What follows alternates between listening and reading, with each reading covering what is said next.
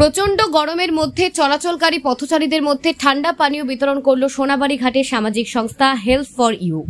মঙ্গলবার সংস্থার তরফে সোনাবাড়ি ঘাট দ্বিতীয় খণ্ডে সোনাই শিলচর পূর্ত সড়কে যাতায়াতকারী মানুষদের মধ্যে ঠান্ডা পানীয় বিতরণ করা হয়।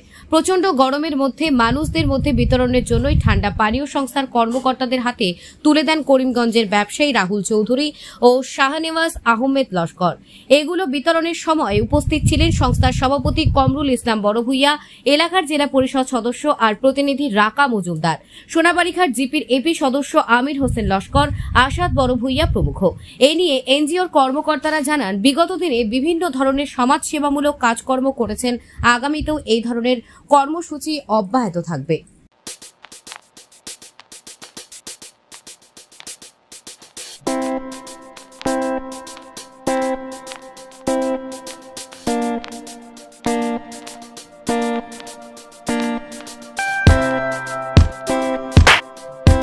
আজকে আমরা সোনাবাড়িঘাট হেল্প ফর ইউ এনজিওর দ্বারা কিছু শরবত বিতরণ করা হয়েছে।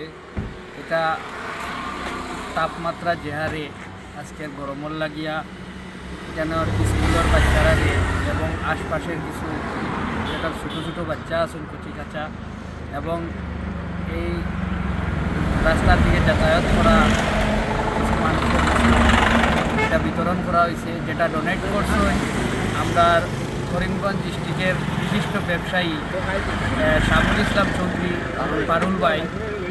তো তানে আমরা এই এলাকার জনপ্রতিনিধি হিসাবে আমাদের এখানের বাগপুর সোনাবাড়িঘাটের জেলা পরিষদ প্রতিনিধি রাকা মজুমদারও উপস্থিত আসলা এবং এনজিওর সভাপতি উপস্থিত, আমার এখানের বিশিষ্ট ব্যবসায়ী সমাজসেবী আমার আসাদ ভাই উপস্থিত, আমি নিজে উপস্থিত। আমরা জিপির প্রতিনিধি হিসাবে আমরা ওনাকে অশেষ ধন্যবাদ জ্ঞাপন করি আর যে এইরকম